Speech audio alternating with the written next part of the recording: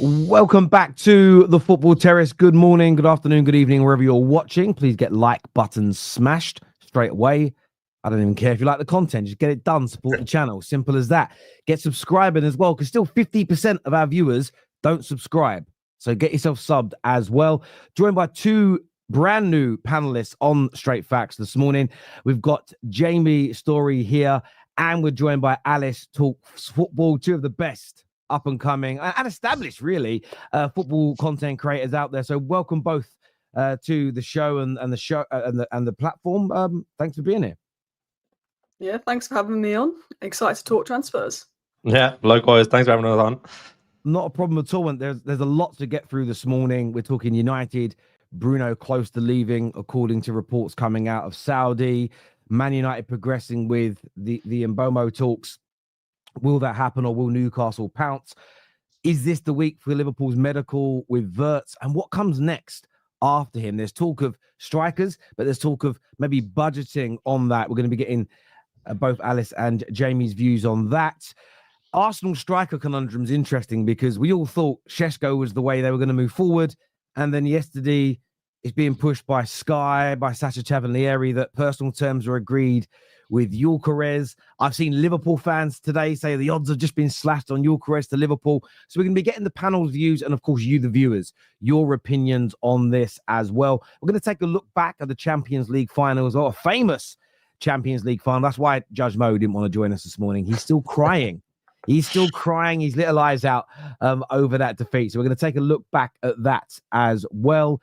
Get your comments in. We'll share as many as we can. We'll always prioritize our members and our super chats as well, as they really do keep the Football Terrace going. But I wanted to start with United, Alice, and yourself, really. And the big news that Bruno Fernandes, we know they've been negotiating for days now, but really strong reports late Sunday night that personal terms are very, very close to being agreed. And what's your personal sort of take and feeling towards that?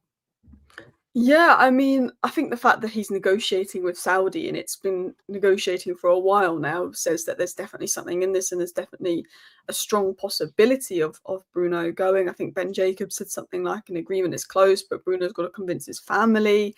I think it's one of those where, look, if Man United had won the Europa League, I think Bruno would have stayed. We'd have been in the Champions League. But Bruno had the choice to leave last summer, and we gave him that new contract, and we begged him to stay. And we're like, we're going to be back. We're going to be better next season. And then we ended up finishing 15th and giving Spurs a trophy. So, it's not in the most convincing state to keep Bruno. I think ideally Bruno would rather go to a Bayern Munich or a PSG, but they're not willing to pay 100 million, which Saudi are willing to pay. And we know that Man United, they can't afford to lose Bruno for less than 100 million, because that is what he's worth to us. Even though he's old and other clubs might want to spend 100 million on him, that is what he's worth to us, because we could generally have got relegated without this guy. But I do think that Amrin wants Bruno to stay. I think Bruno loves the club. But I do think Ineos are thinking, 120 million for Bruno Fernandes, real profit. They could try and maybe push Bruno if he agrees something with Saudi, because they said if Bruno agrees to leave, they'll let him go. I do think that deep down Ineos are open to Bruno Fernandes leaving, but I think Amrin is completely against it. And I think Bruno, I think he's going to leave, but I also think he's not 100% sure. And I think now he's with Portugal on international duty, with Neves, with Cancelo, I think he might make a decision towards leaving. But I'm like 80% he leaves, but 20% he stays, because I do think he loves Man United.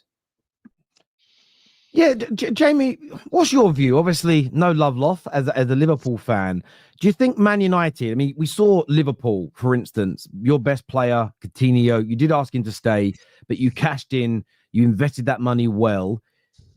Could this work out for United in that way? Could United see a resurgence and an improvement similarly to what PSG have done? I know PSG didn't sell Mbappe. Or could this make us worse? How do you view this as a rival?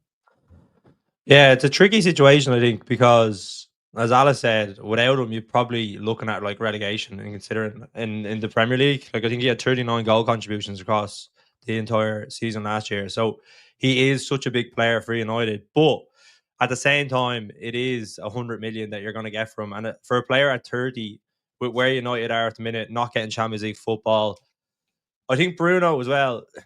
Like there's players in teams that obviously contribute a lot and they get a lot of goals, but sometimes they take away from other players. And I think that's what sometimes when you look at United and how Bruno plays, and sometimes maybe he doesn't fit systems in that maybe I think Amorim would want him because of the quality that he has, but I think getting 100 million for him and then being able to reinvest it in players that maybe work a little bit better in terms of what he's trying to get out of the team would be the better option. I think from Bruno's point, I think he would like to go to maybe and stay in Europe and maybe like a Bayern Munich or something like that. But I think 100 million, he's just no other club is going to pay that for him. I think now, especially with like the way transfers are going, I think bigger clubs know that they can't make mistakes in the transfer market. They can't go out and spend money on players that are at like a specific age, because if it doesn't work out, they're going to be hampered for like a good few years with a player on a big contract, like United have obviously seen in the past, but like Casemiro, and bringing in players that obviously have been proven, but it hasn't worked out for them. So I think Ineos would probably sell him. I do agree with Alice there. I think they would rather get in the cash and be able to reinvest that money. So, yeah, I think that's probably the most likely option. I think that's why he's probably maybe looking at it and say, if I can go to Saudi for 3 years at the age I'm at, get 200 million, it probably is a win-win for both parties. Yeah, I hear you on that completely. I mean, United, as you say, won't accept a £60 million bid from PSG or from a Champions League team if Saudi are offering 100 plus. Alice, when you think, what is your fear about him leaving? Barring his goals, his assists, we know that a lot of United fans in our comments that have phoned into our shows, they like the idea when they in their head say we could then go and get Wharton or Belieber and Cherky and Mbeumo. But are you worried about the money being spent poorly and then the team not improving? Is that a fear that you hold as a United fan? Yeah, that's literally my exact fear. It's like we could sell Bruno for £120 million. And other clubs, that could be quite a good thing to do, considering his age, considering they need the money. But Man United, where is that money going to go? You know, Cherky's going to go to Manchester City. You know, there's Mbeumo, but we don't know if he wants us or Newcastle yet. You know, there's mixed reports on that. There's other players out there, but you're thinking of like not realistically, the best way to replace Bruno Fernandes would be Cole Palmer. That's never going to happen in a million years. Like, he's probably the most like Bruno replacement. But you'd still want Cole Palmer and Adam Wharton because of Bruno's ability to play deep. And it's like, well, we ain't going to sign Cole Palmer and Adam Wharton. That's how I'd replace Bruno if it was magic, if it was FIFA, but that's never going to happen. So it's like, how are we going to replace Bruno? Because I just see Man United thinking, oh, we'll get Ederson and we'll get Dibbling. And Ederson and Dibbling isn't going to replace Bruno Fernandes. I don't trust us to spend that money. You get Mbeumo, you get maybe Belieber in, and I'm a bit like, okay, I think that's probably one of the best things we can do in terms of Bruno. And Mbeumo's got the goals and assists, can play the right 10. Belieber can play deep in the pivot, but you're going to need 2 signings. I guess the real thing is, if you sell Bruno, we could get maybe a wing back. It could help get a better goalkeeper. It's not just about replacing Bruno. Like, I look at Manchester United, and obviously we've got Cunha, but we need another number 10. We need another striker. We definitely need a good centre mid that's on the ball. I arguably think that we need another wing back. To be totally honest, I think it, like this attacking minded Framrin system. There's questions over centre back depth with Lindelof and Evans and co-leading as well. But I think you could just find another Aiden Heaven type player at centre back, and then goalkeeper. So there's so much that we need to do. And if you're thinking, if Man United did want to go and get a Gyokeres, which I don't know happened because we don't have Champions League football, that's 55, 60 million. And Mbeumo's 55 million. A top midfielder that we need is going to be 60 odd million. So I do think of it and go, look, if you sell Bruno and you spend smart, it could be a good thing because it's about raising the floor of the squad, not like the best players. We need to strengthen the weaknesses. But I don't trust this club. I don't trust this club to spend that money well. I honestly think we will spend it. Like, you know, when Spurs sold Bale, I just spend it on crap. I feel like we're going to spend it on absolute crap. That picture of the 7 signings and they're all useless. Yeah. It's actually. I think Christian Eriksen was one of them, and he kind of. I think Eriksen was one of them, and he did okay for them. Yeah. Yunus Kabul did okay, but yeah, by and large. And the thing is, as well, it's Soldado. I mean, they also, what was his name? They got from Roma. Lamella. Yeah, Lamella, yeah. And he was really hyped at the time. And this is the thing, I don't just want to go out and buy the latest hype job. And I will say this, I'm encouraged by a lot of the links to the Premier League players this year. Whether we get them or not is one thing. We have only bought 1 Premier League player in 5 years. And the maddest part of that was it was one that none of us wanted in Mason Mount. Man United were always a team for over the course of my lifetime. And we did this before I was born. I remember just you research your club, you look back at teams. Oh, we bought him from there, and we always bought top players. Even when we weren't winning league titles, we were still able to go out and go to clubs like Ipswich and Tottenham and other clubs around the country that were winning and take some of their better players. And I kind of want to see us do that. I want to see us go out and, like we've done with Cunha, we're obviously targeting Brian Mbeumo and trying to get him away. Belieber is an example. I mean, Caicedo we should have got before he even went to Brighton as an example. There are just players, and think about all the signings we made under Ten Hag. And I go back to the start of, I think it was not this season, just gone the one before. We tried getting Gyokeres on loan, and we didn't quite manage to get it done. It's the one good thing Poch did for Chelsea, playing him in a League Cup game, so he was cup tied, and then we said no to it. We shouldn't have said no. You look at what he's doing now. I'd love to have him at left fullback for us. So I do agree with you. The recruitment at Man United has been so poor. Having said that, I am looking at what Ineos bought last year, and I think I actually am not that disappointed with a lot of their signings. I think I love Euro. I love Heaven. I think there's a lot of, I'm not happy with the way a lot of United fans have turned on Dorgu already. I think they're a bit premature. I like those signings. I thought the Lit had a very good campaign for us. Maz was very good for us. Xerxes, I think he was just starting to come into his own before he got the injury, but we know he ain't a goal scorer. Ugarte is the one where there's big question marks, but he's a destroyer and he's a specialist at that. And anyone, I think because he was the replacement for McTominay and we've lacked goals, people are annoyed. I don't necessarily think we've bought terrible players. I think we just need to get it right for this system more so this year. But I am the same as you, Alice. That's my biggest fear. I'm not against selling Bruno. I've seen some of the best players in our history leave this football club, even before we were winning league titles. I remember the late 80s and early 90s where players were leaving, and it was creating sort of ums and ahs in the media. Not that the media was limited back then, but you still heard about it. My uncles and my dad talking about, oh, United are getting rid of him. Oh, this Fergie's going to get sacked soon. I remember those. One of the reasons I supported United is because my family used to laugh how bad they were, and I kind of picked them as an underdog, strangely enough, in the late 80s, early 90s, and got laughed at by my dad again. Why would you pick them? And turned out to be a pretty good pick. But that's my fear. If we let him go and we buy trash, if we let him go and we don't invest properly, we will miss him so much next season. Because whether people like hearing this or not about Bruno Fernandes, when it comes to creating chances, when it comes to scoring goals, there hasn't been a midfielder in the last 5 years since he joined the Premier League that's been as good as him. That's what it boils down to. So we need to replace that. Not like for like, because I don't think there is one, Alice. You're spot on. But it's getting the goals from your Cunhas, your Mbeumos as an example, finding those midfield players that can help unlock defenses and break lines. Beliebers and Whartons, maybe them. Looking at a wing back. Well, I wanted Frimpong, but he's obviously gone to that horrible club in Merseyside. But a fullback that can create the chances. So, how do you see it, Jamie? Do you think United fans should be fearful of him leaving or encouraged? I think the one, if I was looking at United, like obviously Bruno and what he contributes, the one thing I would be looking to improve is the striker area. I think for far too long, United have just obviously they played Hoyland up front, and I think Ten Hag maybe was backing him to become a good striker. I just don't think he's been able to handle the pressure, and I don't think he's good enough to come in and take that mantle as a United striker. And I think that's probably one issue that I will be looking at. I think you can obviously look to other areas. I think you can look at centre back, you can look at midfield. I think Bruno, it will be a debate until someone actually comes in and maybe fills his boots. But like, if you're thinking about his age, he's coming 30, 31. Like, the performances that he's putting in, week out, they're going to start to eventually decline at some point. And I think it's more about looking to the future and maybe reinvigorating this Man United team, because there is a lot of gaps in like what you expect of from what you were talking about, like say back in the day when United were at their pomp and they were bringing in the best players from like the best teams. But the thing is with United is those players don't want to necessarily go to United now. Like, you look at the lap where he was 30 million, United were willing to pay the buyout clause, and he goes to Chelsea. For maybe if they didn't get Champions League, he wouldn't go, but he still has to choose Chelsea ahead of United.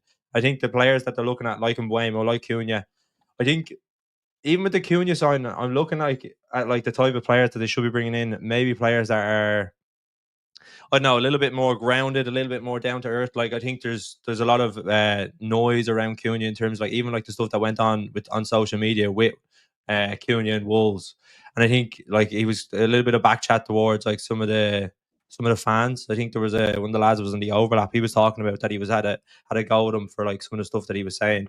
I think that's probably more a better route. But I think there's a lot of holes in United at the minute that they're trying to plug, and I think it's more about like yeah. I think with Bruno, it's 100 million that they can reinvest back in the squad, which will be important. Yeah. There's a super chat here I want to put up and one post to Alice, and it says here, or both of you actually, but it says, I fear that we will get the wrong profile players for the team. We did it in the summer when we sold the Scottish King of Naples, who scored goals in a team desperate for goals, for a guy who breaks up play. And we've already touched on that fear. To throw a different angle out in relation to this, is the fact that this time round with a manager, we're implementing a style from day one. We're not adapting to the players.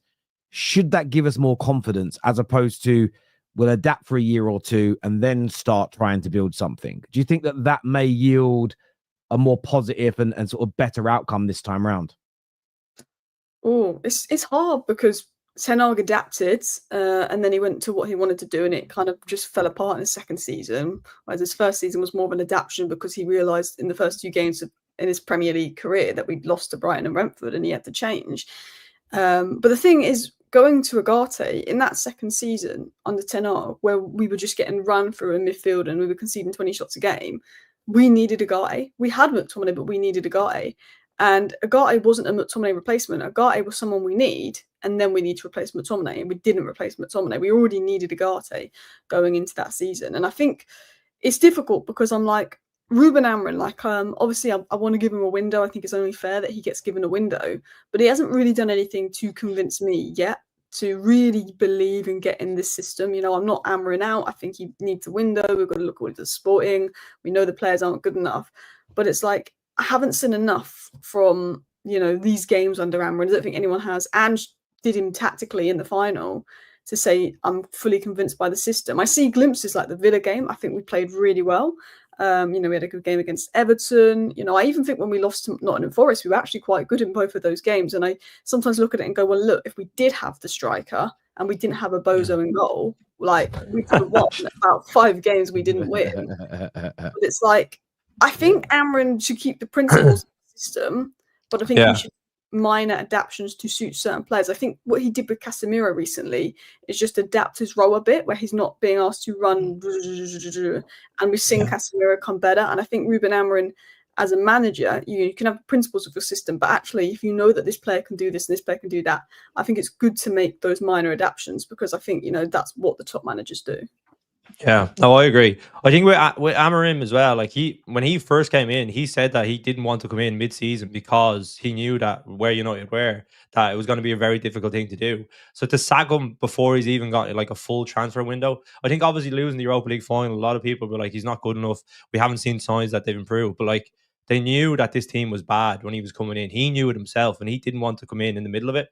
But United said, you have to come in now. There's not going to be another chance. So that he's like, okay, I backed myself to come in.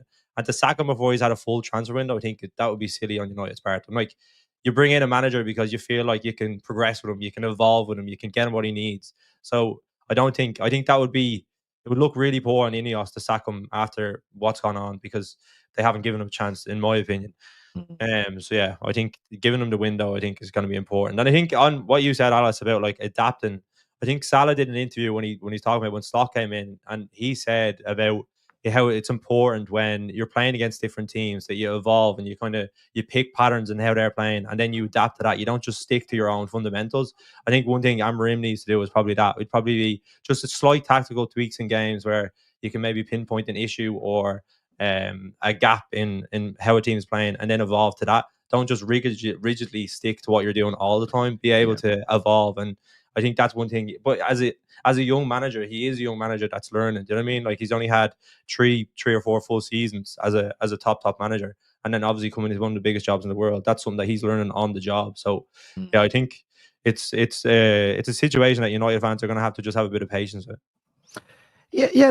I think you both speak a lot of sense, and like, I have seen him have those adjustments. Casemiro is a prime example. I don't think he's overly rigid. If you think about Jurgen Klopp at Liverpool, I've done, I don't know, must have done 300 plus match reactions to Liverpool games with him as the manager, if not more. You're playing 50 games a season. He's there 8 years. Actually, you're talking a lot.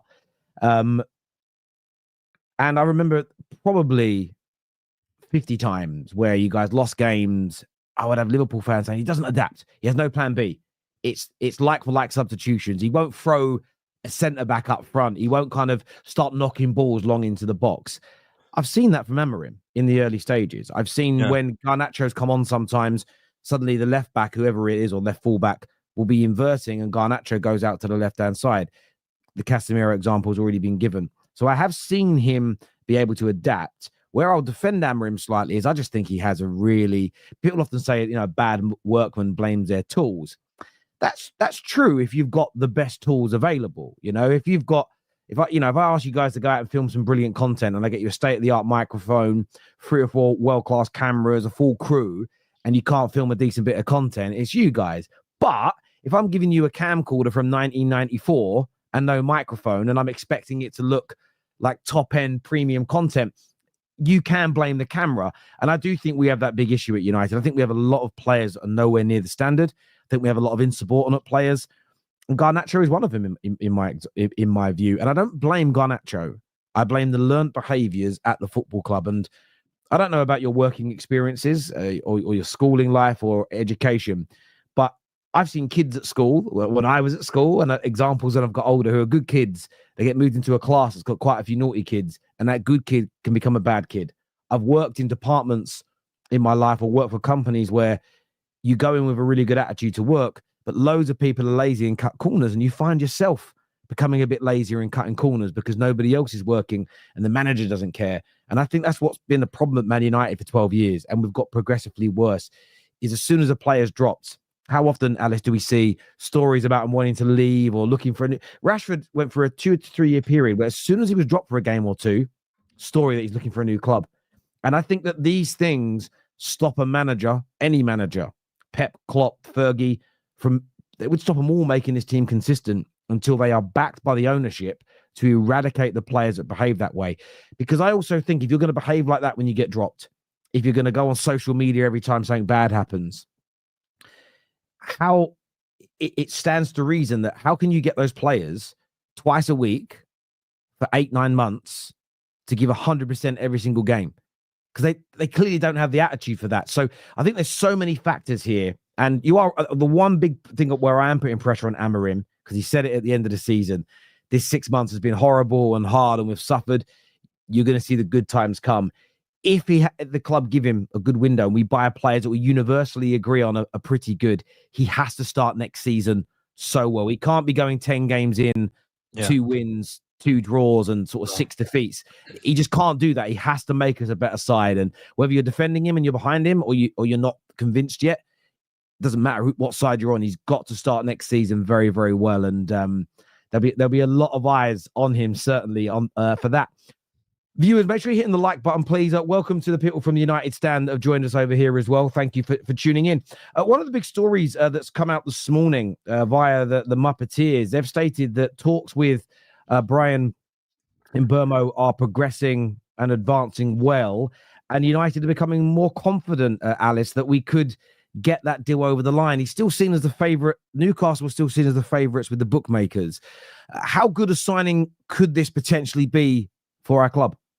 Yeah, I mean, for me and Mbeumo, it just makes so much sense. I mean, we spoke about it. Premier League proven signings is something that we haven't done so much recently. And I think sometimes you have to pay a bit more when it's from the Premier League. But I do think that like our Premier League proven players have been some of our better signings, even if at the time we're like, 50 million on Wan-Bissaka. Wan-Bissaka was never a bad signing for us, even if people he's considered not the best signing. But if you compare it to some of the business we've done abroad, like Anthony, for example, and you're like, oh wow, that is a much better signing.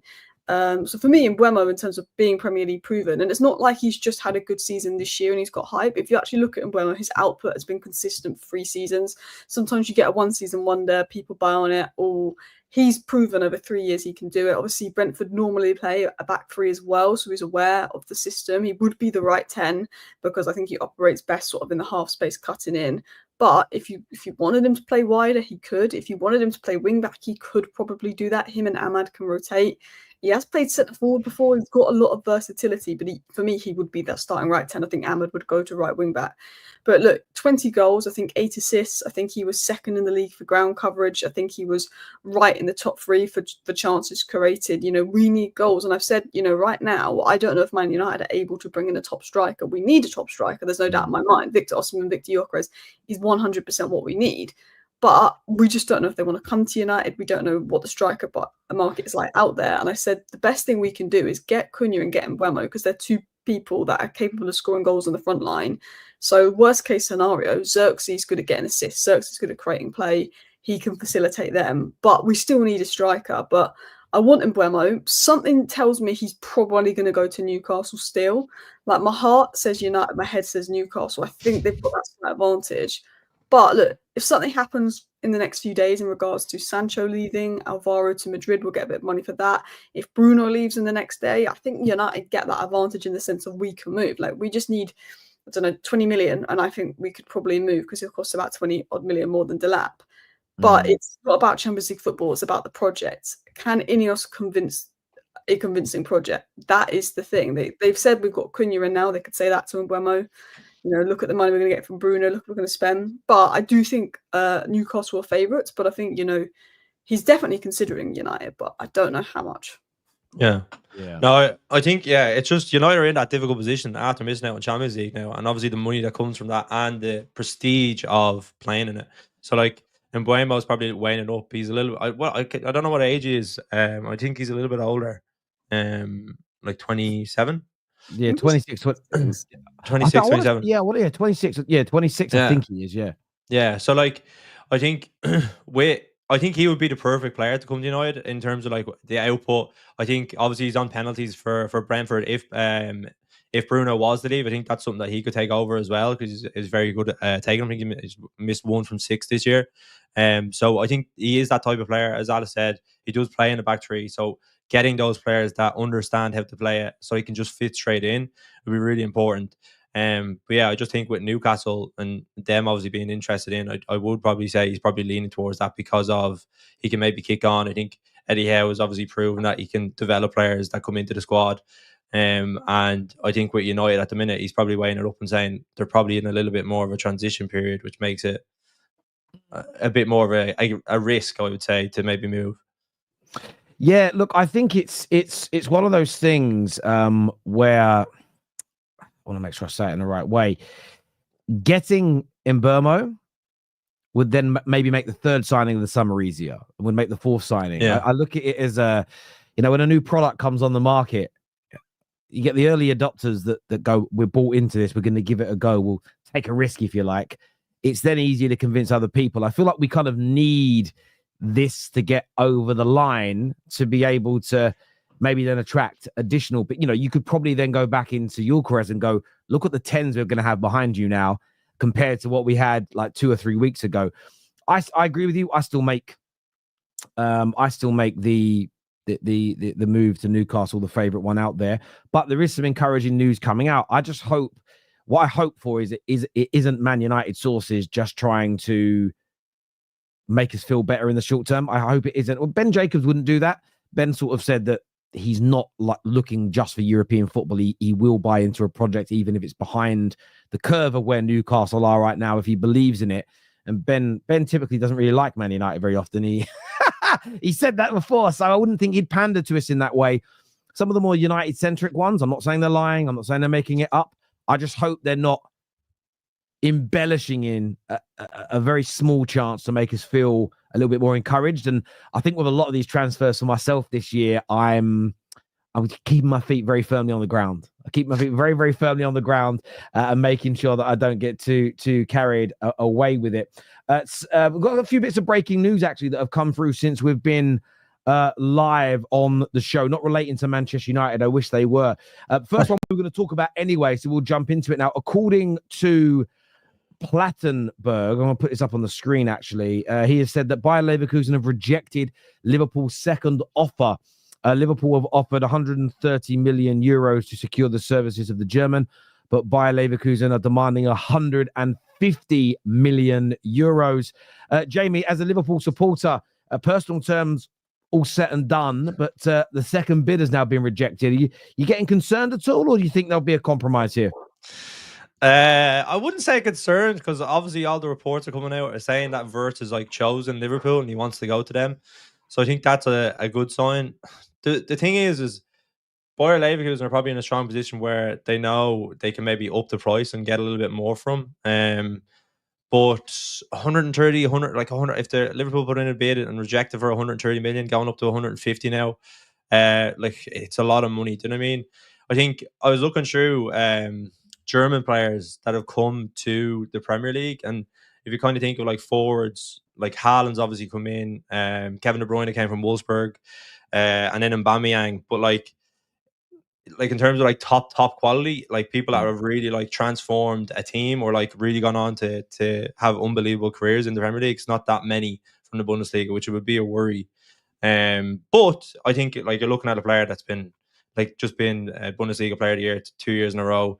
I think he's only him and Salah have had over 10 goals and assists in their respective leagues in the last 2 seasons. So the quality is there. Do you know what I mean? And you're seeing him away from Bayern Munich, who is very rare that you take a player away, like a German player away from Bayern Munich that's in the German league. So yeah, I think if Liverpool are hard set, and I think Michael Edwards, FSG, when they really want a player, they usually go after and they pay the money that they think is the right. Like you look at the Van Dijk sign, and everyone said that was ridiculous money for a centre back. He's come in, changed the team.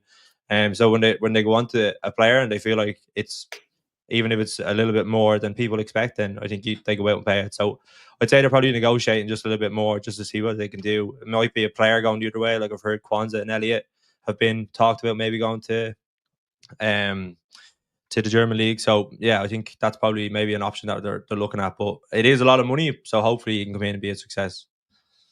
Yeah, 126 million pound that kind of translates to, which would be well beyond the British transfer record. Was it 100 million, the British transfer record? Well, 105, I think, for Enzo. So it would be massive. What's your thoughts on it, Alice? Obviously, we know the talent of the player. Do you think when the transfer fees start getting to that level, could that put too much pressure on him, or do you feel that he's just that type of star that's going to handle it?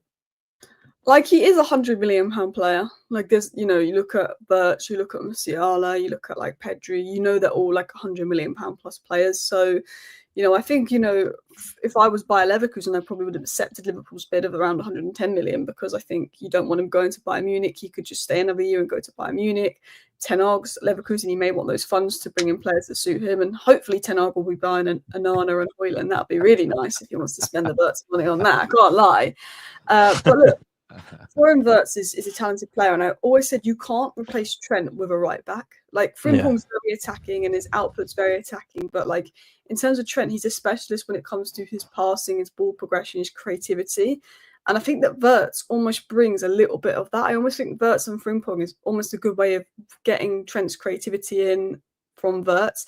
And I think in the 10 role as well, I think Solskjaer's been very good, and he's very good, particularly out of possession. But I do think at times, he doesn't quite get the goal and assist numbers. His ball striking is great, but he doesn't quite get the goal and assist numbers that maybe Arne Slot would want from a 10. And I think, once or twice he's played a bit deeper, and I think he's looked solid in that role. I think he could be rotation, but I think Wirtz is just, he's a ceiling raiser. And I think, Wirtz, Salah, Frimpong, the three of them combining slightly on the right, it's very good. And I just think, there's a reason why City wanted him to replace De Bruyne. There's a reason why Bayern Munich wanted him.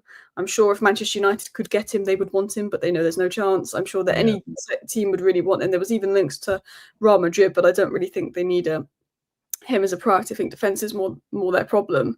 Like, for me, he's definitely like he's one of the 10 players in football that is a £100 million player, and I think it would be an insane signing for Liverpool. The only question is, how well does it translate over to the Premier League? But look at Haaland. Marmoush has done well. Not everybody is Timo Werner, so I think it'll be a good signing. Yeah, no, I think he will as well, and he's joining a very good team. And I feel like a lot of the other big signings, United have had a lot in that kind of top 10. Chelsea have had a few. But they've often been when the teams haven't been at their best. And you look at Jack Grealish as an example. I don't actually think he's been good. I don't think he individually has performed enough to warrant 100 million. But because he's been part of a team that did a treble, a 4P, and has won everything, no one really cares. So I think joining Liverpool, a team that's winning, Frimpong's coming, Gyokeres is there, your midfield is brilliant already. You've got Salah staying, Van Dijk staying. You've got Alisson, who may go in a year or so, but you've bought a pretty good replacement already. I think he comes into a team that's already functioning very well. So even if he doesn't hit 126 million pounds worth of output and consistency, I still think he'll be a good enough player in an excellent Liverpool team where it will barely get discussed.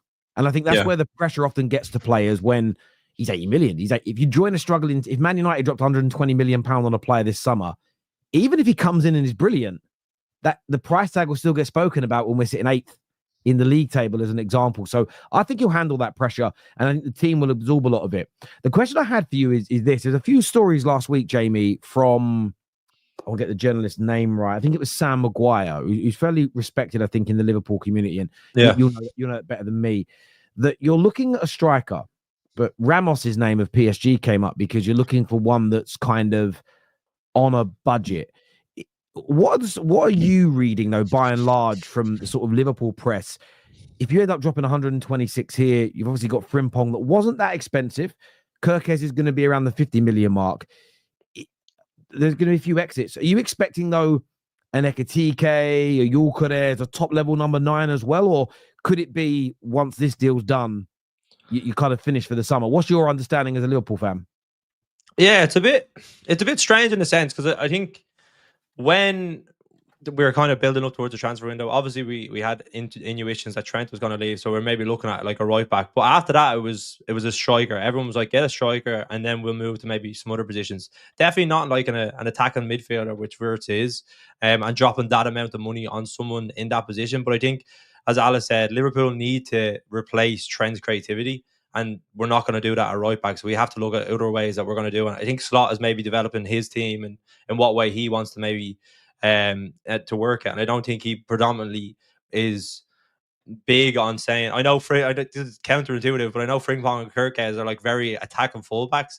But even this year, I don't think Trent has been heavily involved in going forward as much as he was under Klopp.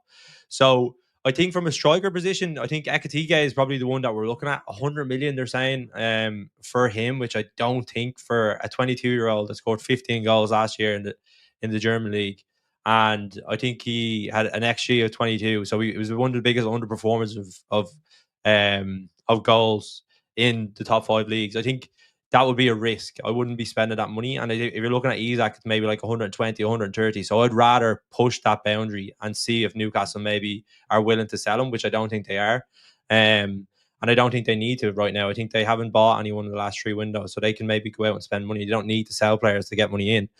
So yeah, it is a weird one. I don't think there's any kind of really game changers out there at the minute that Liverpool are being heavily involved in. I think Alvarez is someone that a lot of Liverpool fans are maybe fancying because he's prem proven. He's going to be about 120 million. Really good for Atletico, but Atletico don't want to sell him either. They only bought him last year. So it is a difficult position that I think Liverpool are probably going to need to fill. I think there's talk of Diaz potentially leaving. There's been stuff on his social media saying that looking like he's maybe potentially saying goodbye to Liverpool fans. Nunez is obviously someone that is heavily linked with departing. Jota is someone who's struggling a lot with injury. So I think that forward area is up for grabs in Liverpool. And if you can sign someone like an Isak, like an Alvarez, then I think they will be like, even, I know Wirtz is obviously coming in for big money, but that would be like, I think that would send big shockwaves around the Premier League to say, like, they're going out and spending 120 million on Wirtz. They're going out and buying Frimpong, Gyokeres, and now a top level striker. Like, I think a lot of teams will be worried in the Premier League and obviously in the Champions League as well. So yeah, I think once we start to see a little bit more progression maybe in the Wirtz deal, we'll maybe look towards the forward area. But it doesn't look like, from my perspective and from what I'm seeing, that they're maybe going to go out and buy like an Isak or an Alvarez. It might be someone on the cheap, like a Ramos, like you were saying, which I don't think would be the best option. Yeah, no, it makes a lot of sense. So it's going to be an interesting one. There's an update actually this morning relating to Chelsea. Sebastian shared it here that Ekitike is pushing for a move to Chelsea for the kind of youth project. He falls under the youth project being 23 years of age. There's a report that Simon Phillips has shared that Hugo Ekitike is officially out of the France under 21 team. Chelsea are putting pressure on the transfer who now wants of the transfer of Ekitike, who now wants the move. So a number of reports this morning saying Ekitike wants the Chelsea move. I'm kind of happy about that because I just want more and more teams to eliminate themselves from the Gyokeres race. I'm not lying. So every time a club does that, we hope we're going to get onto him a little bit later. But but I also agree with you. I think with what you're spending on a lot of Liverpool fans who've been on our show don't want Sesko, don't want Ekitike. They sort of don't want these very expensive young. We're scared. We're scared from Nunes. is it Noodles? Is Noodles scarring you lot that badly? Well, like you think about it, and it's not. It's more a case of nowadays with FFP. If you go out and spend big money on a player, it's not that it has to work, but like you're hampered then for a good while of like trying to bring in another big signing because of like say the wages that they're on. You obviously spend that money, you want it to work. Similar with Nunes, we've had him for 3 seasons when Liverpool fans have been like wanting it to happen, even though against our better judgment, we want them to succeed. And I think with like especially with how Liverpool spend money, they don't go out and spend big consistently every single year. Like we didn't sign anyone last season or Chiesa, but like we didn't spend anything the last season predominantly big. And then obviously the season before we were going to spend money, but then didn't because obviously Caicedo and Lavia. I know we spent money in other positions in terms of like the midfield, but yeah, I just think probably a little bit scarred from Nunes. I think if we go out and get like a really good forward, I think especially with Salah, I know he's obviously saved for like the next few years, but like you're going to be looking at like trying to get someone that is willing to take that mantle off him in like say the coming years, where like you can maybe see like someone that's going to maybe grow and develop and maybe want to take on that position as like Liverpool's leading man. But yeah, it's a tricky position that I think they're in. But hopefully, with Wirtz coming in, maybe it'll take away a little bit of responsibility from Mo. And then if you maybe bring in someone like a Ramos, I'm not saying they go for him, but someone that can contribute maybe 10, 15 goals on top of that, then like you're kind of spreading it out rather than heavily reliant on Salah, which we have been this season. Yeah, I think I might be freezing a little bit. I don't know if you guys can hear me. Yeah, my computer's playing up, but can you guys hear me all right? Is it coming through? Or is it just... Yeah. All right, cool. I'll just keep talking then, even though I'm glitching. Yeah, I hear a lot of what you're saying there. There's been some more breaking news as well. I want to throw this one to Alice. It's slightly going off Liverpool, but this has come from David Ornstein that City are now pursuing a deal to sign Ait Nouri from Wolverhampton Wanderers. The agreement still needs to be reached with Wolves and the Algerian international, but all parties now expect the move to happen. It's a good bit of business for City. Annoying. I'm a big fan of Ait Nouri, and I've always said I feel like Man United should go for a left wing back because we know Dorgu can play right wing back. I still feel like we need a wing back, and I said, Gyokeres or Ait Nouri would be great. Premier League proven. Bit of depth at wing backs really key. We don't have depth to Dorgu. I mean, Harry Hamas is technically depth, but he's a kid, and I have a feeling Man United aren't going to sign a wing back. But it's annoying to see that Frimpong's gone, that Gyokeres is probably going to go, and then so if Gyokeres goes, I was like, all right, it's fine. Ait Nouri can play in the system, can play with Cunha on the left. So like in a jealousy way, yeah, I don't like the idea of Ait Nouri going to City, but look, it's a good deal. It's a good bit of business. I think he's only got 1 or 2 years left on his contract, so it's not like Wolves can ask for a ridiculous amount. And look, City, they need to rebuild. They need, the fullbacks. They need a goalkeeper. They need obviously Reinders. Probably going to bring Cherky, probably another player. The problem with City is they'll spend smart. They're not like Man United, who can have an off season, spend 200 million and still be rubbish. City are going to have an off season, spend 300 million and they're probably going to be good next season, which is annoying. Yeah. Do you expect them to be the biggest challengers next year, Jamie, to your title? I think, to be honest, I think if you had asked me like a month ago before maybe the signings Liverpool were making, I would have said yeah. I think it's I don't know. I think the one thing with City, Alice, I probably disagree with you slightly in terms of the signings. I think maybe some of their bigger signings in the last few years when they've been at the top, they maybe haven't come in. I think Marmoush has been a good signing so far. But I look at some of the other areas where like they just bringing Gundogan back was like a strange move in a sense. I think they signed I can't remember his name now, the centre back. He came in, he's done okay. Yeah, He's been okay. Do you know what I mean?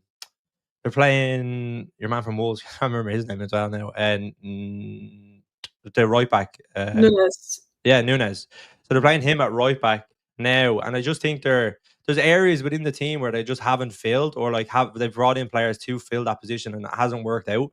I think like John Stones is obviously someone that there's been talk about him leaving. Ederson's leaving. Walker's obviously on loan at Milan. So there's a lot of areas in that Man City team that are maybe they have to fill. Obviously De Bruyne is gone now as well. So I would probably look at it if Arsenal went out and signed Gyokeres. I'd probably look at them more as a threat than I would City right now. But I think with Guardiola there, like the Rodri will be coming back, they definitely are going to be in the mix. You know what I mean? I think right now it's probably 33% to each team, if I'm being honest. Yeah. It's going to be an interesting title race next year. I think we've got to wait and see what everybody does in the window. But I mean, Zubimendi's pretty much done to Arsenal, which I think is brilliant business. Liverpool, it's been discussed a lot on this platform, and I imagine Wirtz will happen. I mean, again, if it doesn't, moves may change. But City, Nouri, they're going to get Cherky as well, aren't they? And they're going to get him for about £25 million. That's the sickening bit about that. But then again, you're in that privileged position. You'll get a lot of United fans go, "What's Ineos doing?" At the same time, they're the same Man United fans that go, "We ain't got any pool left." Well, yeah, you're right. That's why they're not landing all these players. It's not as simple as just going out and getting what you want. It's going to take time. But yeah, listen, it's going to be massive. I think it's going to be a huge summer of spending. And yeah, those three for me. But Chelsea are one to watch as well, I think. I really think Chelsea, if they get themselves a goal scorer, I'm not saying they'll win the league, but I think they could really be in that race for a period of time. They got themselves on to the periphery of it in December and then just fell away. And I look at the lap, I look at the links to Ekitike, and there's a lot of strong reports. I'm looking at a Chelsea feed I follow here with Simon Phillips, and there's so many updates on it this morning where the player wants to move, he wants to get there. And if these players click, but yeah, City, yeah, they're moving crazy. A lot of City fans think they're going to spend about £300 million this summer. They're going to go near 300 million, which means in 2025 they'll have spent £500 million on that squad. It's crazy. Pressure will be on Pep. If he's far behind, the pressure's got to be on. Yeah, 100%. I think as well, there's a lot of, social media questions saying Pep has never been at the top and then rebuilt the team to go on again, because he's never been at a club this long. But yeah, I think he needs to get these signings right. Do you know what I mean? They can't afford another season where they're struggling. I think Rodri coming back, he's going to be big. Do you know what I mean? He's going to add so much to that team. So much of City's play goes through him. I think Haaland's obviously picked up a good few injuries this year, and I think if he's back, I know he's to get 22 goals or whatever in the league, but he's getting you 30 goals at least if he's fully fit for the whole season. So yeah, I think it's just with Pep there, they'll always be a threat. You know what I mean? I think Arsenal as well, the thing with them is they haven't got over the line yet. So that'll be in the back of their heads. So yeah, it'll be interesting to see. I think depending on how they start as well, the start of the season, because I think Arsenal didn't start the best. Man City obviously tanked a little bit midway coming up to December.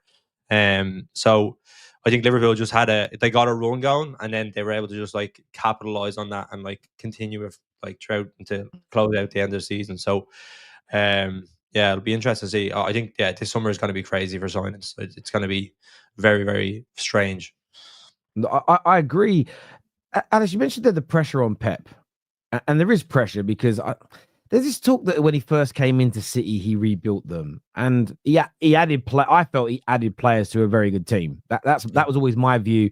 The last 12 months, there's been a lot of narrative saying he rebuilt that side. I'd have to go back and look at it, but I felt he just kept on adding quality to a brilliant team. When I always look at a manager having a rebuild is when you see a team kind of age out the way this one has done, coupled with bad signings. If you're always adding good new players and the team just continues, I don't ever look at it as a rebuild. Because every club signs 4 or 5 players every year. Rebuilds typically happen when players, a group of players age out quickly and you don't expect them to, like City this year, and when you've had a couple of years of bad recruitment and suddenly your squad isn't good enough. I don't feel like this happened to Pep at any time in his career, as far as I remember. So there is massive pressure. Do you think he's going to handle it if they don't start well? Oh, I don't know, because his head went a little bit last season when they were like losing like 12 out of 14 games or something like his head just went. He couldn't handle it.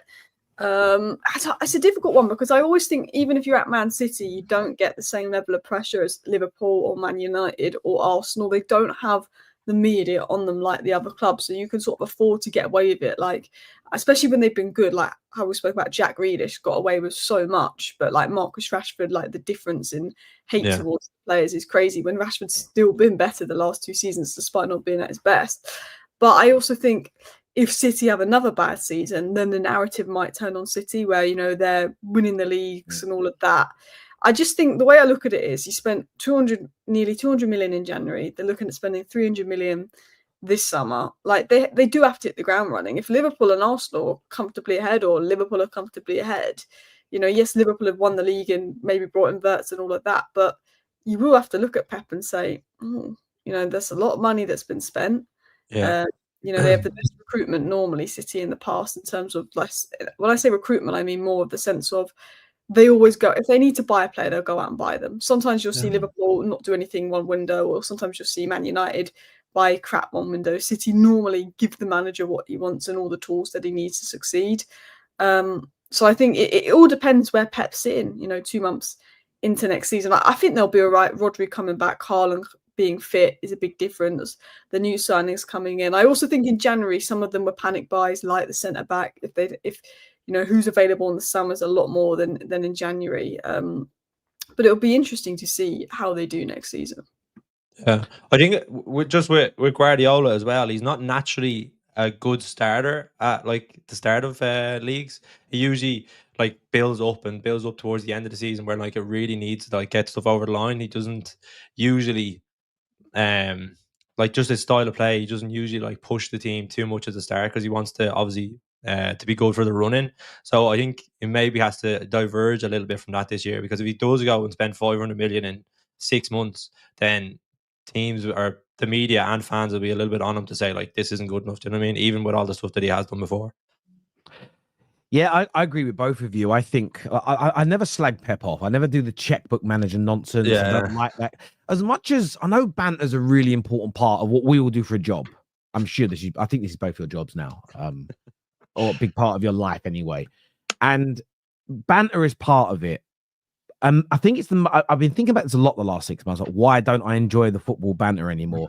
And it's because I think of the talk sports of this world, who kind of take football fan banter and have created real serious talking points to a stage now where people start having these debates like they're real, if that makes sense. Like and as a United fan, I'm very sensitive to it. The amount of times I've heard professional pundits say, did Fergie actually influence football in any positive ways? When you hear those kind of debates happening, I get it in a space. Hosted by Liverpool and Chelsea and Arsenal fans.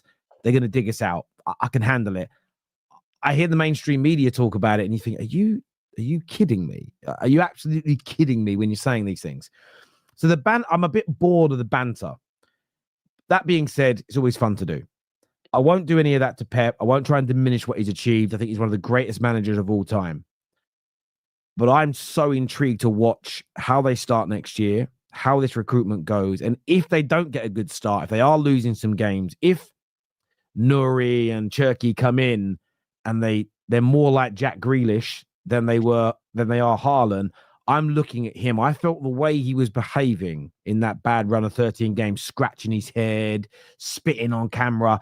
That for me is not a good look. And he got away with it for 2 reasons. One, he's got so much credit in the bank.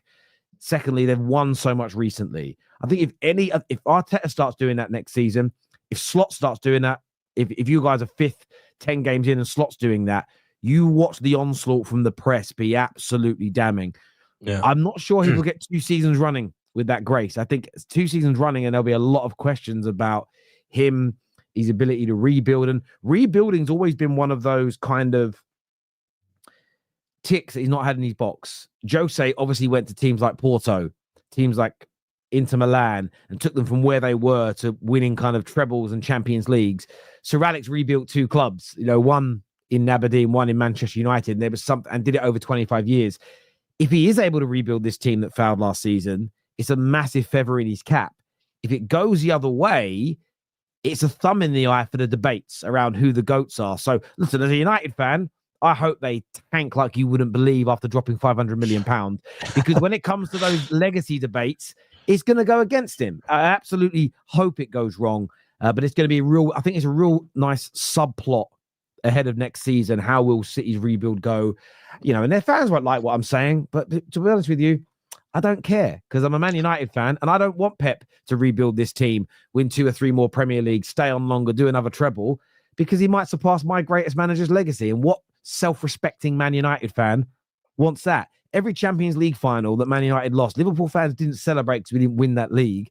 It's because they didn't want him getting 3 like Paisley. Like, this is what it was about. So it's very, very normal. And I know you guys are only new to the elite end of the spectrum, but get with the party, get with the program, people.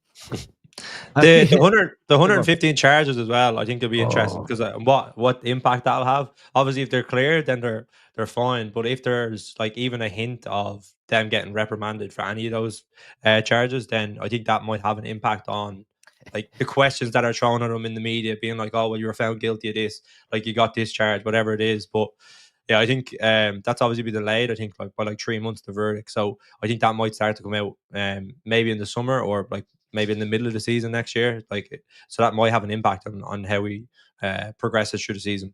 Well, it does. I mean, if they're found guilty of everything, I know he said he'll stay, but he's leaving. Oh, Chad, playing a league too. Leaving. The Johnson Payne Trophy.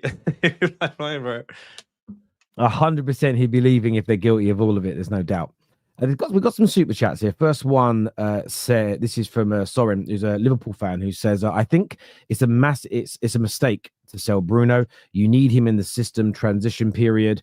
However, I think you need improvements in goal, defense, and striker. Hope you will give us more competition next season. Love your content, Alice. Yeah, I think a lot of us. Yeah, thank you very much. Always seems to end up blaming players, yet they perform when they leave. Clearly, the issue comes from above. Would you take Anthony or Sanchez back? Sancho back. No. Would you take Sancho back? No. No. She's not getting the Chelsea team. Do you know what I mean? Like a team that's either finishing 4th. He's been out of the squad for most. We're so passive. Like, we can't score. We're so passive. And Sancho used to get on my nuts because he wouldn't, like, at least with Garnacho, he'll run and he'll take on his fullback. Sancho should just get the ball, stop, pass sideways. And I just think, we need somebody that's going to actually just run and make something happen. Yeah. Do you know what I find so funny about this? For about 3 months now, Chelsea going to keep him or give him back? And United fans and Chelsea fans keep going at each other. We've got a lot of Chelsea fans in our group chat. 1 minute they're like, yeah, he's been a flop, and yeah, we're giving him back to you for 5 mil. Then they're like, oh, we're going to take him, good squad player. Turns out Chelsea want him. It might be Sancho that rejects their offer now. It's just something I find ironically funny about that in the end. But when you say it's always about blaming the players, they're a big part of the problem. But of course, the ownership and the culture at the club stems from the owners. And you're right, they're ultimately to blame. I've said it before. No one player, no one manager has ever been the reason United are where we are now. Agreed. But the reason why the players look better when they leave is because they often go into the ones that go to better clubs, as in better behaved clubs, better run clubs, is because they walk into an environment where their fellow professionals won't let them be like that. And I can guarantee you now, if a Liverpool player got dropped by Slot and the first thing he did was ring up the Telegraph and go, yeah, I was dropped, I'm annoyed, my agent's going to start looking for a new club. Forget Slot telling him off. Forget Edwards. It would be Mo Salah. It would be Van Dijk. It would be their elder statesman in the dressing room that would be grabbing them by the scruff of the neck and saying, you don't behave like that. It was very well documented the way the treatment Rooney got in training the day after the first time he put a transfer request in. The way he got almost beat up in training in terms of tackles, the way he was treated. That definitely plays a part on you. There's a way of behaving at Man United which is acceptable that doesn't happen in other top dressing rooms. You look at PSG. They got rid of better players, but players that literally look. I love Mbappe as a player, but let's not pretend he didn't hold that club to ransom. The man ended up being in control of, like, he basically had a board position whilst being a player. Look how much better they are as a unit now he's gone, because they're all playing for the team. Yeah. And suddenly you don't have a player that's got more power than a manager at a club. Man United are ridiculous for that. So yeah, the players are an issue with how they yield that power, but it won't be fixed until a manager is allowed to eradicate it and supported. So yes, the players don't create it, but they definitely yield it. You're right, Terry. Ekitike is our main target. Big up, Terry, and hit the like button, people. Thank you, Seb. I appreciate that, mate. This is Sorin again. He says, when Liverpool attacks, it will be Grav dropping back, the fullbacks going forward, McAllister and Sobo in midfield, so Wirtz can play false 9 with Gakpo and Salah. Would you like to see that, Jamie? Yeah, I have seen some talk of maybe Wirtz going into false 9. I just think when you buy players, like the best players in the world in their positions, you play them in the positions. Why would you spend 120, 130 million on a player and then play him out of position? It doesn't make sense to me. Now, I'm not Slot, so maybe he's thinking something different. But I just think, yeah, you're getting in 10 and you should play him as a 10. Do you know what I mean? I think Alice talked about it as well earlier on about Szoboszlai, and I think Slot and Szoboszlai, there was talk in the media and Szoboszlai had said it himself, that he needs and should be contributing more going forward. I don't think that's materialised through the season, maybe the way that he's wanted. And I think he was a very good attacking forward or attacking midfielder in the Bundesliga, but he is more of someone off the ball that you want the team. Do you know what I mean? Someone against teams that you're maybe not going to have as much possession like Man City, or like in the big games, someone like that gets around the pitch, covers a lot of ground, and then maybe when you're playing like some of the smaller teams, you're looking someone to break down. Wirtz is going to be there as well. And I think there is a place for both of them in the squad. Like, you play 50 odd games across an entire season, so like you need quality in like multiple positions. And I think playing Wirtz in the 10 is probably the best option. I don't think playing him as a false 9, maybe some games, but not as the false 9. Yeah, I think that makes a lot of sense. Thank you, Ty, for gifting 20 memberships out to our audience. That means a great deal to us. Thank you, my friend. Simply Red says, not bothered if we miss out on Gyokeres. The Portuguese league isn't the Premier League, and he couldn't cut it in the Championship. I mean, he scored 19 and 20 goals 2 years running in the Championship. So, I mean, he did do very well in the Championship. Would take Osimhen or Ekitike over him. Do you agree with that, Alice? I disagree with that. Like, look, Man United's best signing post-Fergie came from the Portuguese league in Bruno Fernandes. You know, it's always a risk with leagues. You know, Eredivisie, Portuguese league, they don't always hit the ground running. Nunes has been hit and miss. Gonçalo Ramos, you know, he was one from Benfica, of course. But I think when you're scoring 100 goals in 2 seasons, and if you look at the goals he's scoring, I don't even think he gets a crazy amount of service. I think sometimes he does a lot of it himself. Like, of course, there's definitely parts of his game that have limitations. It will be harder in the Premier League. He struggled when Sporting played Arsenal against Gabriel and Saliba. But for me, I would go with Gyokeres over Ekitike. I think Osimhen is better, but I would go for him over Ekitike. I know Arsenal going for Sesko, but I would also go for him over Sesko if you're Arsenal, because I just think this is somebody. If Marino is getting 12 goals or something as striker, just chuck Gyokeres in and adapt the system a little bit to him. I honestly think he's that kind of guy that could take you from second to first. I think, you know, he won't get those numbers in the Premier League, but people used to say, oh, Haaland in the Bundesliga, he won't do it in the Premier League, and look what he done. So look, yeah. I think it'll be good, Gyokeres.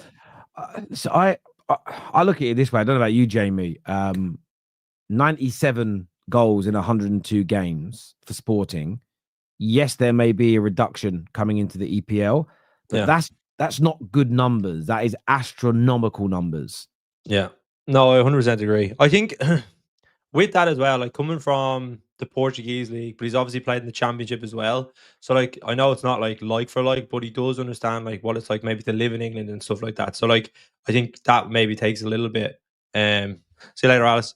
That maybe takes a little bit more pressure off him. But yeah, I think the numbers speak for himself. I think even in that left wing position, he floats out a little bit more to the left hand side. And I think if you're looking at, say, Martinelli, who maybe hasn't performed to the levels that he wants, I think Trossard and Martinelli, they kind of just vibe between the two of them. But I think Gyokeres could maybe go out there as well. And like when he's playing and as the striker, he goes out, collects the ball, and he'll make runs in behind, which I think sometimes Arsenal struggle with. But I think, as Alice said, he could be the difference maker between second to first, which is what Arsenal need right now. I totally agree. I mean, on Arsenal, I mean, there's a report from Sacha Tavernieri who, look, I mean, some people, the thing with journalists, I'm always someone that I take what they say seriously, but I'm always open to them not being right, or not so much them not being right, but the situation changing. I mean, he called the Wirtz deal before everybody else was called a fraud. He's also stated that Spurs will part ways with Ange. We'll see if that transitions. He's also said that Arsenal have agreed personal terms with Victor Gyokeres, but we also know that they are negotiating with Leipzig for Sesko, a player that a year ago agreed to their plan, but he just essentially deferred it for a year because he wanted one more year of kind of development in Germany before moving to what he believes to be a difficult league. What do you personally think the best option is for Arsenal? Because let's just take both reports as read. It appears Arsenal have done work on both players, which is kind of normal for that to happen. What do you think is the best option for Arsenal going into the new season? I'd probably go back to your point as well. I think with Gyokeres, like 97 goals in 103 games, I think I'd probably lean a little bit more toward him, and the fact that he's played in the Championship as well. So I think there's a lot more about him than maybe a Sesko. I think Arsenal will have looked at it and said they have done their work on both of those players, but I just think Gyokeres, I think maybe has a little bit more about him. And that's not like saying anything about Sesko. I just think Gyokeres maybe has a little bit more of an edge, that could maybe help them. And yeah, I think that's probably the route that I would go down. Yeah, I'm the same. I mean, I like Sesko. I think he's a very, very good player. I just think Gyokeres he's just a goal machine. Yeah. And yep, some are penalties, but some are free kicks, some are tap-ins, some are screamers, some he creates himself. Some he's scoring from the most ridiculous angles. Some he's scoring that shouldn't really be goals because there's four players in front of him, but he finds a yard and he buries it in the bottom corner. And I just think players like that are game changers. It's one of the things I loved about Haaland watching him, and I was so gutted he went to City. He's just a player that scores goals from nothing. And he hasn't had the greatest of years this year. Yeah, he still scored 21 goals. And I think Gyokeres is that kind of player. He may not even be in the top 5, 6, 7 players in your team in a season, but he could bang in 20 league goals, and Arsenal need that. And I think that these players, he's not someone that's going to come in and take goals from other people. You get that a lot when people are being salty. He's just going to take the goals that Kai Havertz would have scored. No, he isn't. I think he's going to score you additional goals. He's going to, and you guys had that, when you brought in Mane and Salah, they didn't take goals away from people. Your team started scoring more goals across all competitions. And I think Gyokeres is that guy. With Sesko, look, I think he plays well. I get why they think he fits the system. I don't think he's a bad signing. I am just looking at the fact that he's almost double the price. Double the price, younger, still needs development, doesn't score as many goals. If I'm having a debate and I've got to pick between the two, I can't go with Sesko personally. Just can't do it. Yeah, I think as well, like with Arsenal and where they're at the minute, I think obviously Saka was out for a large portion of this season. I think him coming back is going to add a lot more to them going forward. But I think with Gyokeres, what we noticed a little bit with Arsenal when Saka did come back and when he does play is they kind of like double mark him. A lot of defenders, they go to them because they know Havertz and Martinelli aren't going to contribute in the same way. I think bringing Gyokeres in then kind of alleviates some of that. So they'll maybe look towards maybe making sure he's like marked down as well. So then it adds more. So similar to what you're saying about like Mane, Salah, Firmino, you can't mark all 2 players with 3 players. Do you know what I mean? So you have to obviously spread it out a little bit more. I think that's where Arsenal are probably at. And I think Gyokeres, I think Sesko is a little bit more, he's not Havertz, but like he's a little bit more that kind of ball to feet. Isn't maybe going to contribute as many goals, but it maybe links a little bit more with the team. But if they already have that with that type of player, then I think Gyokeres maybe takes a little bit of a different dimension and adds a lot more to them. So yeah, I think Gyokeres is definitely the way to go. Yeah, I agree. Viewers, I'd love to get your opinions on this in the comments section below, what you think and what you feel in relation to that.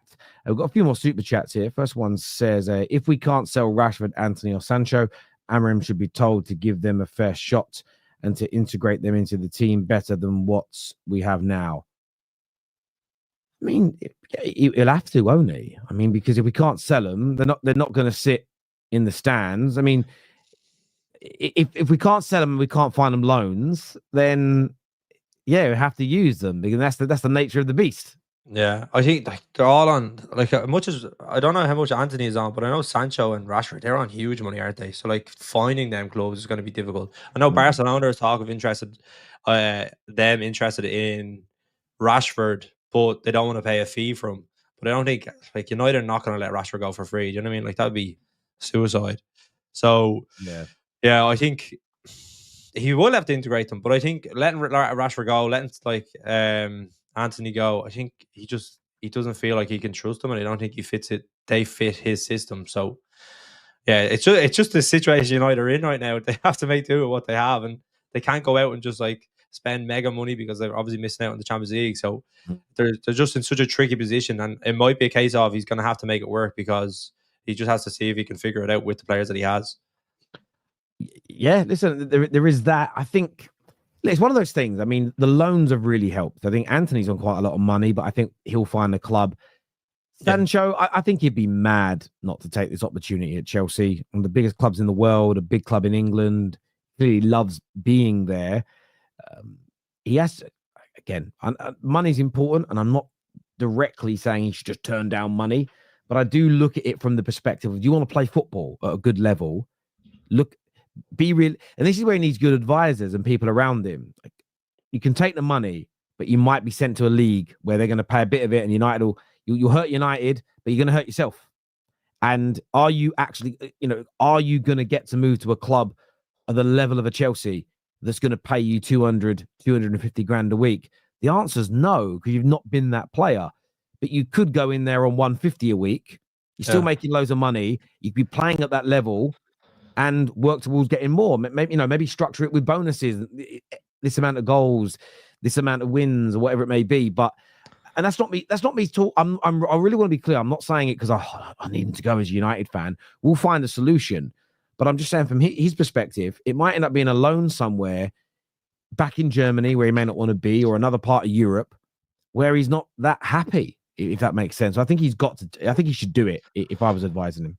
Yeah. No, I think the thing is, and it's a lot of it, the time is thrown at Sancho, is that like maybe he is a bit more money orientated, and I think that's something that like listen, nobody can answer that. It's up to him and what his advisors and his opinions are. Like nobody can say what he can choose. But I think from my perspective is like, where am I going to get to be the best player that I can be? And if that means like obviously maybe taking 150k at Chelsea and going and proving that I can be one of the best wingers in the Premier League, then do that. Show what you can do.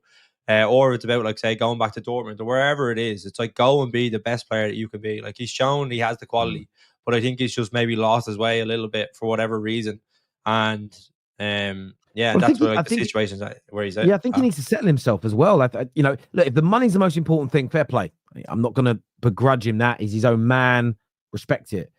But if football's the key thing, being settled, he's been out on loan in the last 2 seasons, having a home again, and a club that wants you. If Chelsea they want you. They're trying to negotiate something. Go somewhere you're wanted. Know you're going to be there for a few years.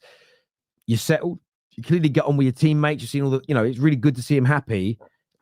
My advice is just take that option. Yeah, no, I agree. KDB is the only player on that treble-winning team Pep didn't sign. What more rebuilding do you want him to do, Terry? So it's a great question, but again, I did specify what I look at a rebuild as. I don't think a rebuild is having a very good squad and every year adding 2 or 3 good players to it every year. And the reason why is because that's what every club does. Because that logic dictates every club. And we could get this pedantic with it. Every summer is essentially part of a rebuild because you're adding new players. So I think we need to. I think as football fans, forget the mainstream media because they're awful. I think we need to maybe determine what we consider a squad rebuild to be versus a club rebuild because they're different. What Man United are going through is a club rebuild. What FSG started in 2010 was a club rebuild. What is happening in the last couple of windows for Liverpool was a squad rebuild. I think there's a differential there. Yeah. But I think when you take over a team that was league champions a year or so earlier, was in a Champions League semi-final, and you add good players to it, it's not necessarily the rebuild of that team. You might argue it. Yeah. But I look at what he's going through now, where the team's fallen off, the recruitment's been bad for a few years by and large, and they really fell off from their standards, and we can see it visibly. It's not just a bad season. They've got prop player issues. I look at this as more of a squad rebuild than adding very good players to an already world-class squad. I don't consider that a rebuild personally. Yeah, like you win 4 leagues in a row. You're not rebuilding the team like by buying players to like obviously continue to win leagues. Do you know what I mean? You're not rebuilding the team because like it's a team that's won multiple trophies. But I think this season, and as you said, there's a lot of areas in that team that are like glaringly obvious that they're missing something. And I think what he needs to do now at the minute is like maybe revamp the whole squad. We talked about like the right back, probably needs to under centre back, a goalkeeper. If you look at the wingers, like you look at like Doku and the lad that they signed from, I can't remember his name now. The right winger, Alvarez. No, it's not Alvarez. There's a right winger they signed. I can't remember his name, but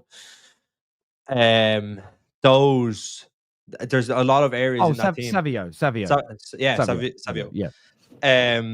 There's areas in that team that maybe even he hasn't bought. Like I think even with Doku, like you look at him as someone who, like when he came in, was maybe a really talented winger, but he just hasn't materialized for whatever reasons. Pep left him out in like different parts of different games. I think there's areas where there's a lot of areas where they need to improve. I think he is in a rebuild now, and whether he's able to be successful at that, and we talked about it earlier on about if he has a bad start to the season, is there going to be questions about it? Is there going to be potentially pressure on him? So yeah, I think a squad rebuild is where he's at right now, and he obviously has to prove he can do it. Yeah, and when it comes to the conversation about rebuilds, Marco and everyone else who's watching, I think we can all be very shameless with this. So I've got some friends that are Chelsea fans that the phases conversation comes in. Oh, Maresca's won in phase 1. I'm like, well, I don't think Chelsea are in phase 1. They're about to go into their 4th year of their club size rebuild. Arsenal are like 5.5 years into theirs. You're only 18 months behind them. You've got to start getting into title races. I don't think the reset button starts with every manager, because as well as Liverpool do this perfectly. Your club isn't built in the image of a manager. You have a club kind of process and system that run the club, and a head coach comes in. And of course, they have an influence and they put their personality into the team, and there's changes. And I remember listening to Slot talk and said there's barely been any changes. There's some adaptations, and that will slowly morph over time. But it's also important for a team to change over time. Pep's done that brilliantly. But I think everybody always wants it to be a rebuild, so they have this safety net to be able to say, that's why we didn't win this year. It's like a comfort blanket to go, it's a rebuild. And yeah. You guys could say, oh, we didn't win the league 25, 26. Why? Well, look, we rebuilt. We changed our goalkeeper and we changed 2 fullbacks. It was a rebuild of the defense. And because we're rebuilding, we can't win. I don't look at what you're going through this summer as a rebuild. Does that make sense? You're adding quality players to a team that's already at the peak of its powers and winning leagues. So I just think sometimes we all want to do this at times, including Man United fans. We all want to be at the start of a project so that we have excuses not to win, where actually some of you are, if we're using Arsenal's phases. Someone said, I don't know who it was, I saw some PSG fan tweet, what phase are PSG in to win the Champions League? I was like, about phase 72, mate. Like, you guys, you can't claim because your managers, like it's been you've had a change of ethos internally. So again, you could say you've started the rebuild of the club from that position, but let's not pretend that even when you've changed approach from buying Galacticos to younger players and the system, let's not pretend that you're not building that upon a brilliant foundation that's already there. Like, you weren't rotten, second from bottom in your league, not in Europe for 10 years, and then suddenly you started with Luis Enrique. I just think it's become a little bit, and a lot of it is to shit on Arsenal, to be fair, which was funny to begin with. But I think what we're now doing is I felt this for Liverpool last year. Slot, loads of credit needed. But I felt because everybody's trying to do, he won it in year 1. Arteta didn't. You're actually undermining, Liverpool fans, something fantastic your club did, which very few English clubs do. Yeah. Which is transition from one manager to the other when you're already at the top, and you're not having this massive overhaul and it isn't falling apart. When we've seen Cloughie's leave and Wenger's leaves, you've seen Paisley's leave, etc.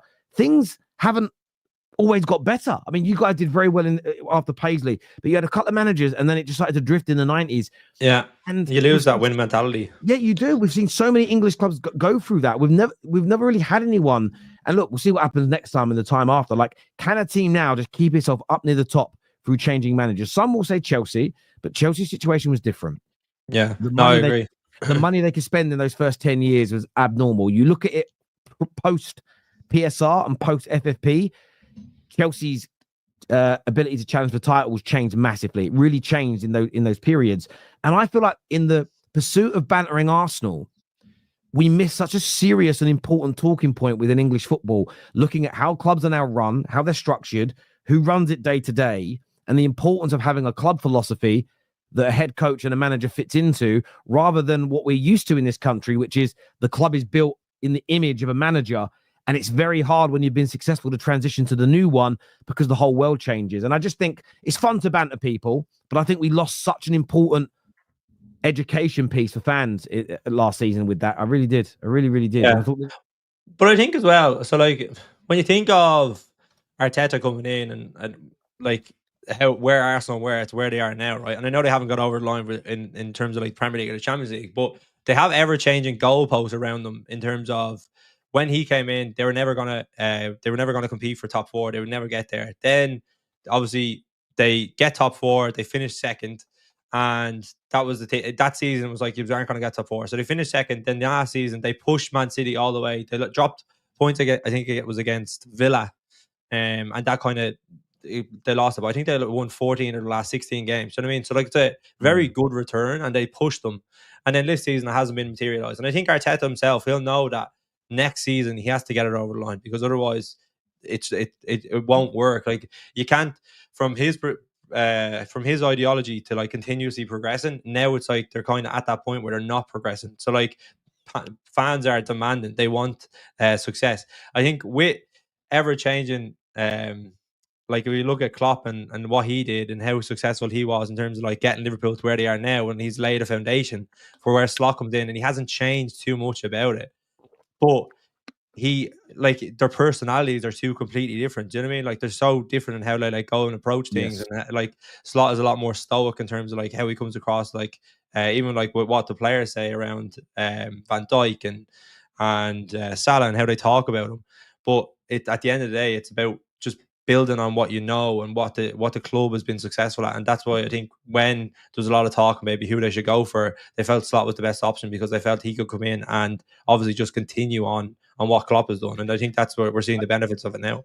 I agree. And I always look back when Fergie left and David Gill left, and then we put Moyes in. And I think, and sometimes it's coaching staff, sometimes it's people making footballing decisions.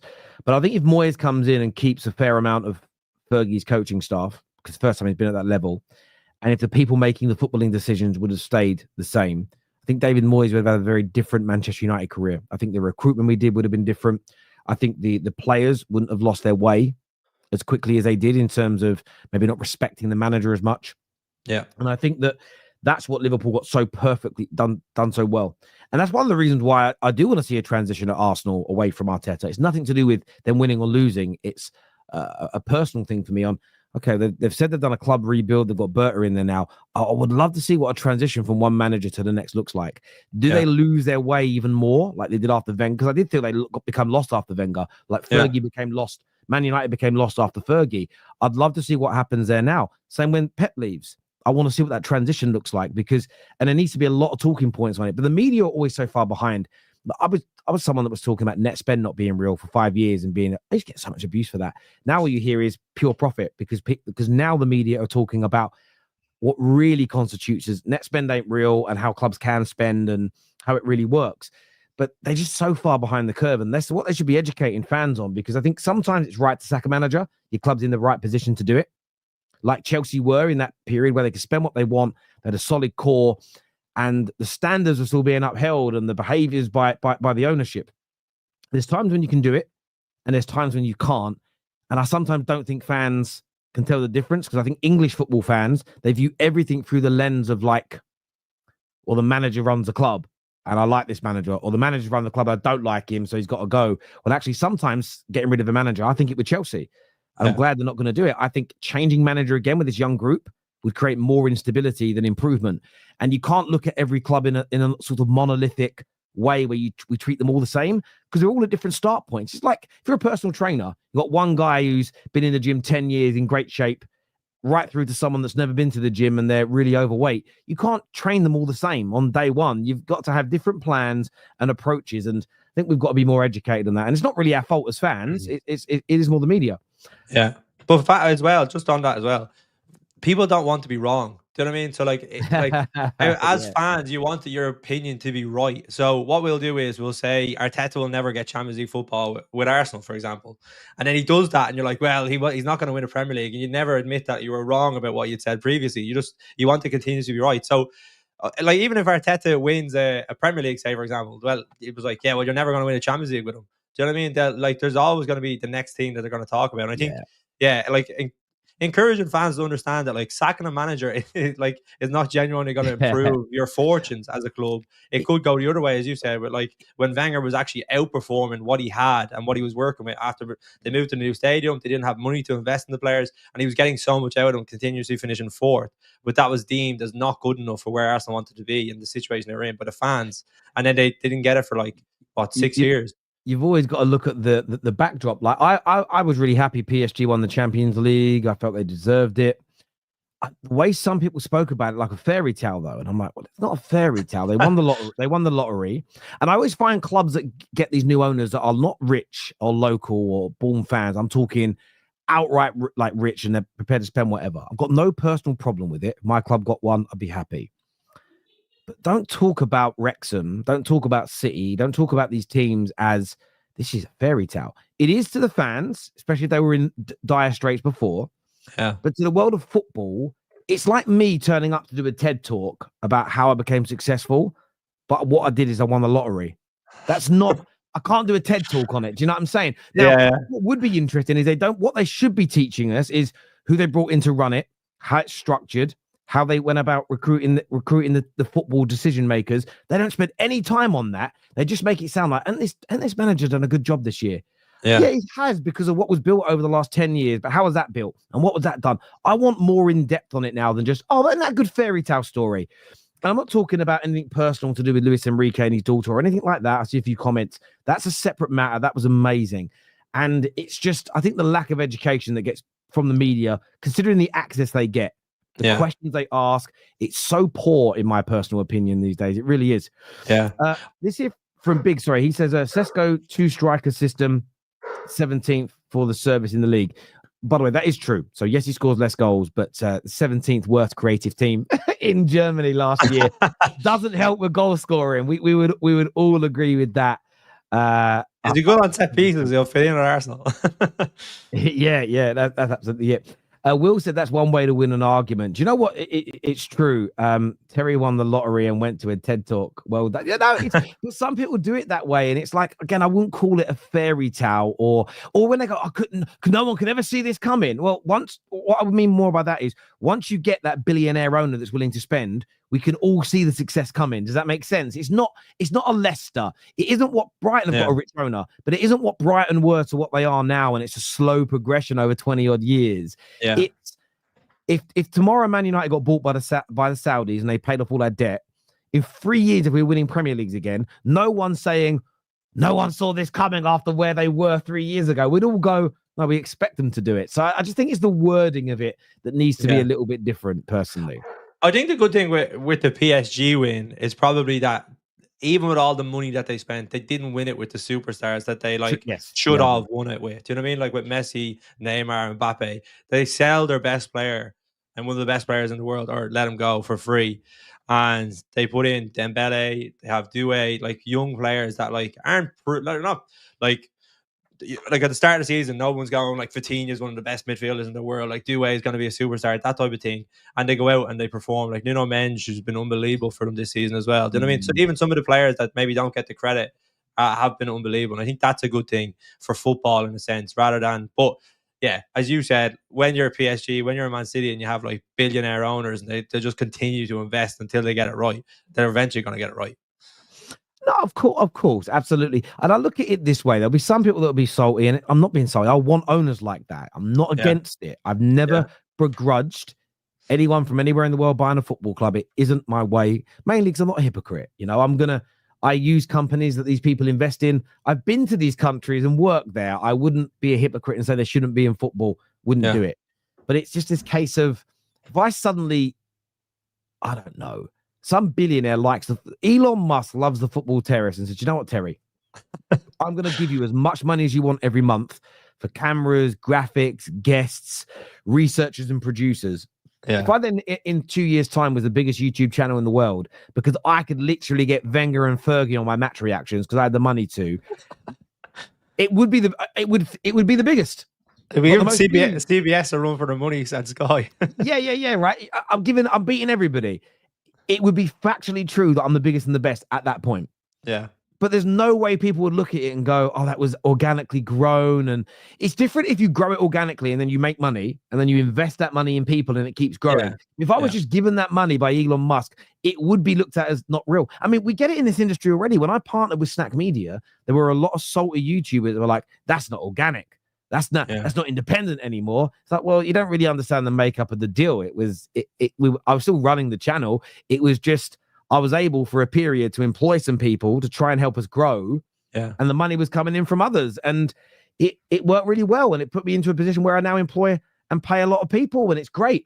I'm not going to sit here and go, I feel bad. If I'd have stayed independent completely, it'd just be me still. But I feel better. And I don't know. Listen, fair play. I don't know what other YouTube channels do, but are they employing people? Are they giving people jobs? If the answer's no, then hush your mouth. But yeah, it's just one of those things for me where I do think the conversation needs to be had, the wording anyway, but I do think it was a win for football in that regard because it was beautiful football. I loved how they played. They've gone away from that Galactico approach, and they were fantastic on Saturday night. They were really, really good. They really were. Yeah. No, I agree. I think as well that like at the end of the day, football is a business, and like what you're saying there about like you're getting investment, and when you're like, say if you're a startup, do you know what I mean? It'll eventually, like, you need like more capital to grow and like to reach a different type of audience, and like it helps you in different ways. I just with football and the way it is now is like for teams to be competitive against like say some of the bigger teams like a Man United, like a Liverpool, teams that have been predominantly bigger than in say like over the entirety of football. They need investment from other teams. Like you look at like say some like the Newcastle coming up now, but like even like say a Brighton or like any of those teams, if they try to break in just on earning money and like reinvesting in the squad, it'll take them forever, or like the gap will probably even get bigger because like they can't keep up with those teams in terms of like their spending and their investment. Absolutely spot on. And a few people going the YouTube. Look, the YouTube thing is what it is. I've seen people call me out saying I'm not independent, but yet then they work with a brand. Yeah. What does that brand do? That brand gives you money, which then means you can do more. It's a big brand deal. Yeah, it's a brand deal. It's not a salty thing for me. I'm not salty about a club being taken over. Go back and watch my reaction video when Newcastle got bought out. I was so happy for their fans because I don't, as much as I hate certain clubs and rivalries, I didn't like what Hicks and Gillette did to Liverpool because these clubs in England were all built by working class communities, and I think that needs to be respected. I don't want to see them damaged or hurt. Stand by that 100%. Yeah, 100%. My brother's team, Leyton Orient, nearly went out of business because of a billionaire that bought them. So I want the checks and balances that are there. That's why I do believe in an element of FFP and PSR. I think there needs to be checks and balances because before they were in place, so many clubs nearly went out of business, and I think it'd be even worse. You got to remember, like teams like West Ham, teams like Portsmouth nearly went out of business for 20 or 30 million of debt. Can you imagine if a billionaire puts 500 million of debt against a club in terms of player salaries and then just cuts off the money? They're done. If clubs nearly went out of business for 20 million, imagine what 500 million would do. But no, I think it's an important conversation. Jamie, always a pleasure, mate. To sit and speak new. I speak to somebody new as well about football because often a lot of the time it's the same people, and it was lovely speaking to yourself and Alice because I didn't know what your answers were going to be about these players and transfers, and I'm sure the Football Terrace audience have enjoyed that as well. This is going to redirect you to Footy Judge Mo's channel, but let everyone know where they can find you, your YouTube channel, mate. Let everyone know. Yeah, cool. It's the Football Story on YouTube. So we're growing. We're trying to get to 10K before the start of the new season. We're at about 5.5 now, so growing big, going quick. There we go. Go and get a sub, and we'll be getting Jamie on again, no doubt. Until next time, people, take care. Goodbye. God bless. And I'll see you all again soon. Peace. Cheers, guys.